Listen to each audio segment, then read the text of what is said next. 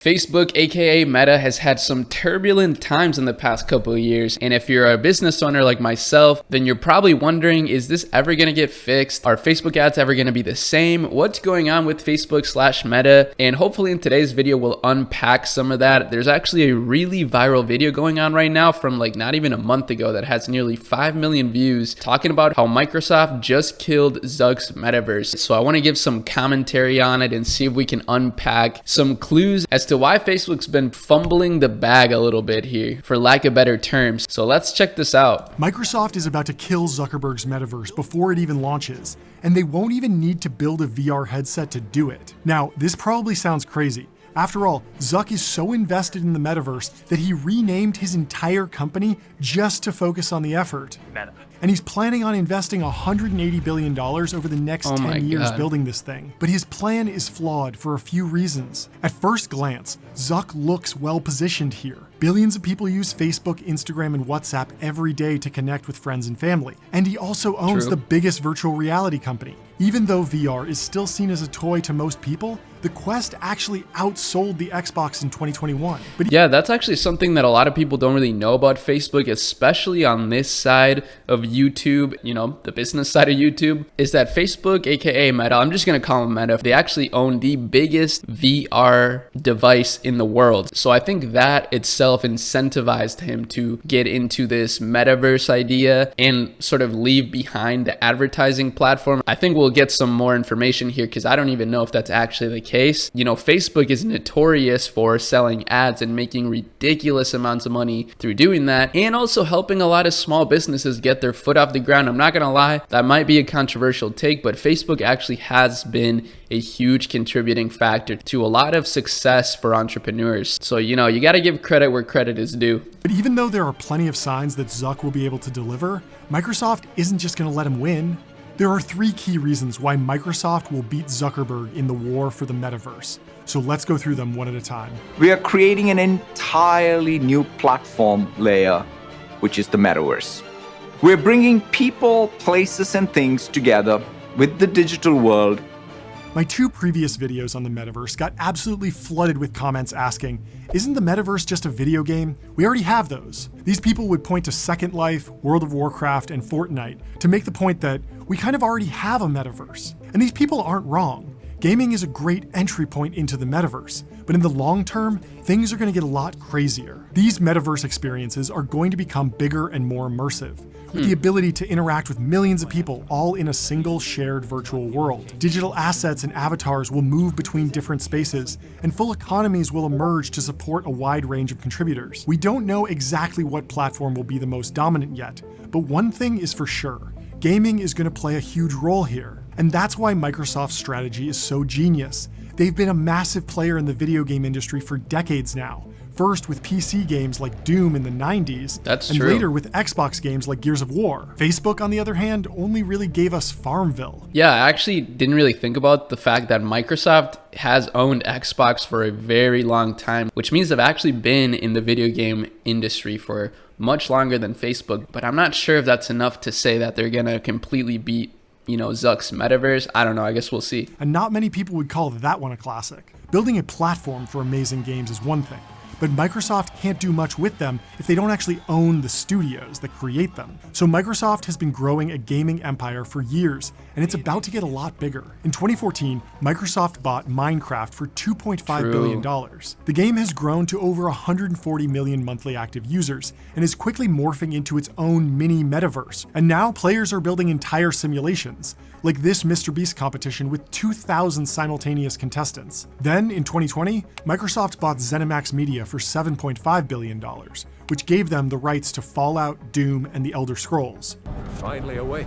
All of these games have communities of modders that are changing and growing the experience. And now, most recently, Microsoft acquired Activision Blizzard for $69 billion.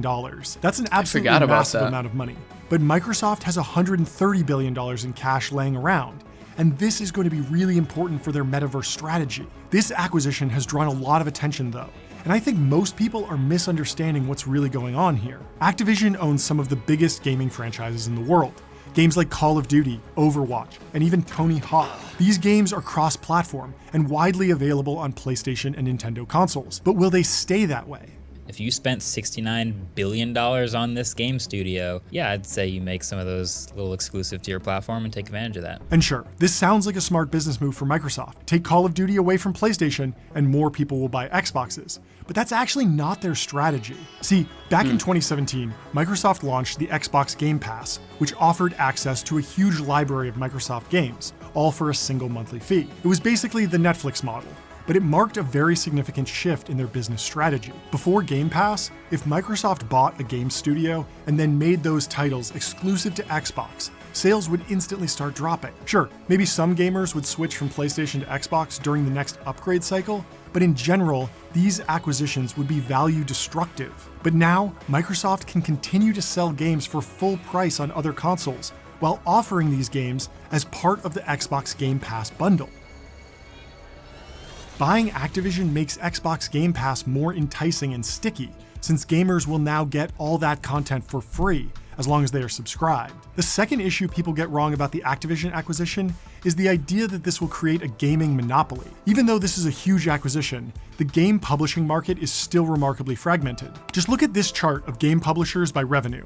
Even after combining Microsoft and Activision, Sony and Tencent will still be larger. Wait, what? Tencent is bigger than Microsoft Activision? I actually didn't know that. Tencent is a Chinese company, and they own games like League of Legends, Valorant. I don't know if you guys know any of those, but those are huge games. However, I would have thought that Microsoft's library of games would exceed Tencent's revenue, but I guess not, which is kind of impressive for Tencent. It makes me want to buy the stock a little bit.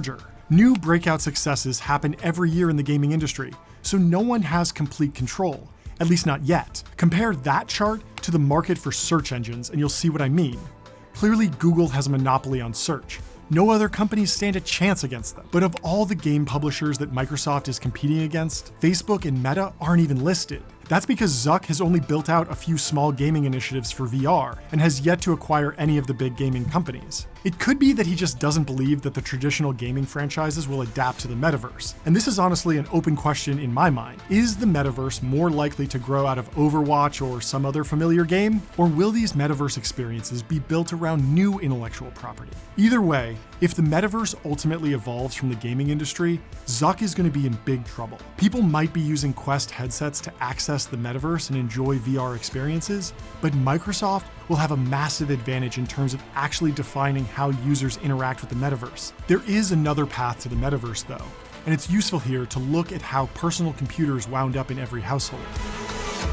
Oh, interesting. Everyone wants a computer in their house these days, but back when they were first released to the public, most consumers had no interest in them. These big bulky machines were basically glorified calculators, so most people had no use for them in their homes. But pretty quickly, they became indispensable at work. Companies bought their employees' computers because it increased productivity. All of a sudden, employees didn't need to spend hours shuffling paperwork and could instead store information in computers. That meant increased profits, so every company rolled them out. The interesting thing was that once people got used to using computers at work, they wanted to use them at home too. As the number of home computers increased, so did the demand for non-work applications like games. You might have bought a home computer to type up letters, but pretty quickly, you'd want a game on that thing. It's possible that the metaverse will follow a similar path. First, your company buys you a virtual reality headset so you can collaborate remotely. With everyone working remotely, spending a few $100 is totally worth it if it can improve productivity. Yo, that's actually a really good point.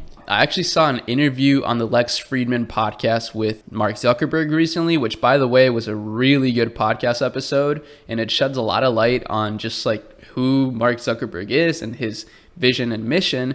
And this is one of them. Like he's saying right now, there's a big parallel between how personal computers were first rolled out for businesses and increased profits, and how Zuckerberg sees virtual reality and the metaverse in its initial stages. And it's basically exactly what he says. I mean, he thinks it'll make interactions between teams much more efficient. You'll be able to see people's like facial expressions, body language, etc. So now I'm starting to understand a little bit bit more about why Mark Zuckerberg is actually doing that and how this could actually play into the future. That's really interesting and a really good point. In a little bit. Heck, I could even see companies sending everyone a VR headset just for a holiday party. It's not uncommon for tech companies to spend thousands of dollars on corporate events, so a few $100 per employee seems doable. Zuckerberg is clearly bought into this vision and wants to make Horizon Workrooms the default application for virtual work.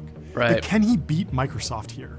Fundamentally, it's very difficult for companies to switch their focus from consumers to businesses. For better or worse, people just associate Meta with their crazy uncle who posts unhinged rants on Facebook every day. Now, to be fair, Facebook launched Workplace back in 2016, so they aren't completely new to the industry. But Microsoft has been selling software to companies since the 1970s. It's just a completely different level of experience here. And even though Microsoft is still closely associated with the Windows desktop operating system, Satya Nadella has essentially pivoted Microsoft away from a focus on Windows and fully embraced the cloud. Microsoft understands that very few companies will exclusively stick to using PCs with Windows on them. Tons of people want to use Apple products, and many developers insist on running Linux. This device fragmentation was going to limit the success of any Microsoft product that required Windows to run, so they built Teams. Most people think of Teams as just a Slack ripoff, and clearly, some of the design elements are the same, but Microsoft is planning something much bigger with Teams. It starts with document sharing and video chat,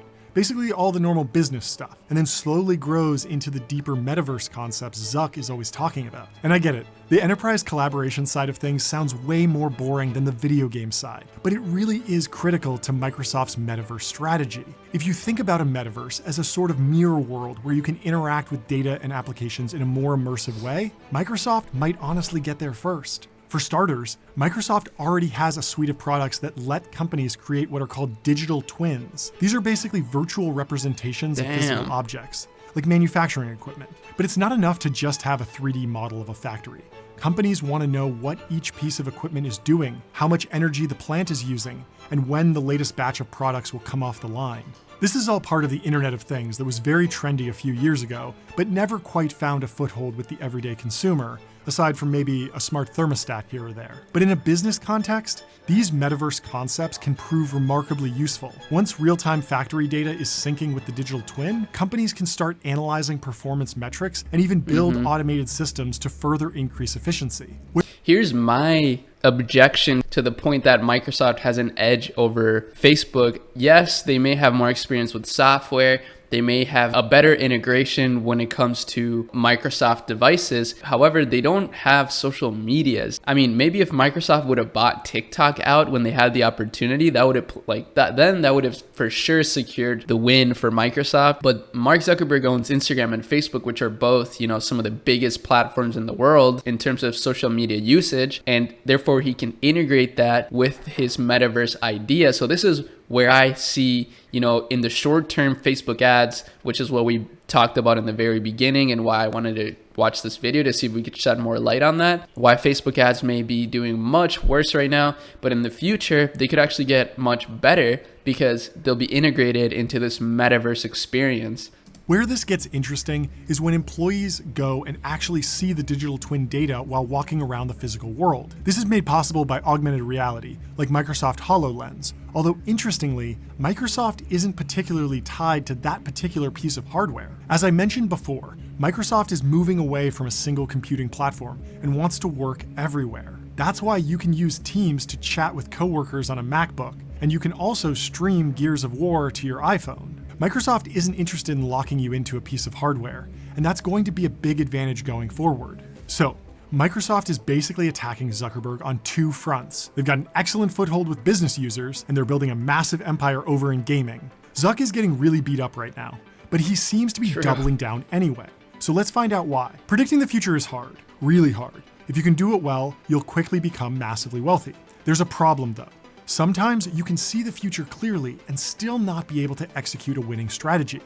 That's what happened to Bill Gates nearly 3 decades ago. The year was 1995, and Bill Gates was riding high. Everyone was buying PCs, Windows was revolutionizing workplaces, and Microsoft was on track to become the most valuable company in the world. So Bill stood on stage and mapped out what he thought would come next. This industry will be at the center of all of it.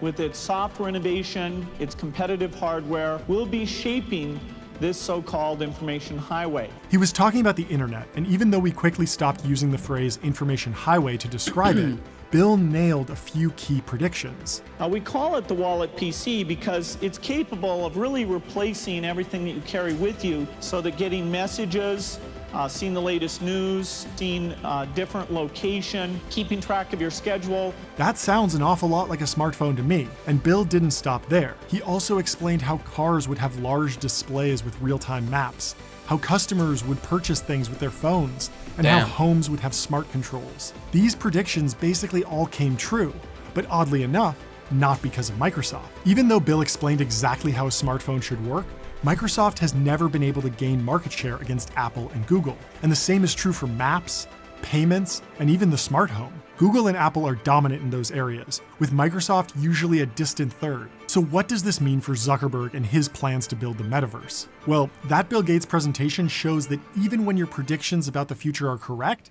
it doesn't necessarily mean that you'll win. It's entirely possible that everything Zuck has laid out will come true.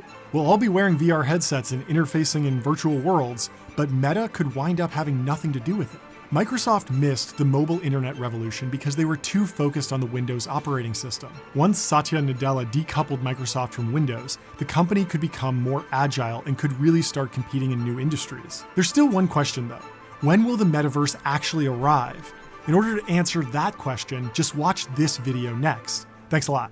Okay, well, damn, that was a really well-produced video. And I will say, I think it achieved what I was looking for, which is to shed some light on why Facebook could be in, big trouble in the short term, especially in the ad side of things. I mean, that was like their biggest revenue stream, and now it's slowly dwindling away because of the performance. However, it seems like they have this bigger picture in which everything will actually work much better and more seamlessly. They just have to really focus down and nail this metaverse vision. So I'll probably watch this video some other time because I am curious to see what the time frame could look like for all this stuff. Obviously, for those of you that watch me for business and you want to know, what to do right now when it comes to this Facebook stuff, I will say Facebook ads do still work. They just don't work as well as before. But luckily, we have things like TikTok ads or even Google ads, other platforms, even Pinterest ads that could supplement your revenue, even with Facebook not doing as well. So really interesting stuff. Amazing video. Make sure you guys go subscribe to this guy. Honestly, these videos are like top notch. So hope you guys enjoyed this. I definitely did. I'm gonna follow this dude's strategy and just make sure you check out this next video right here. I'm sure you'll like it too. And I'll see you guys in my next video. Peace.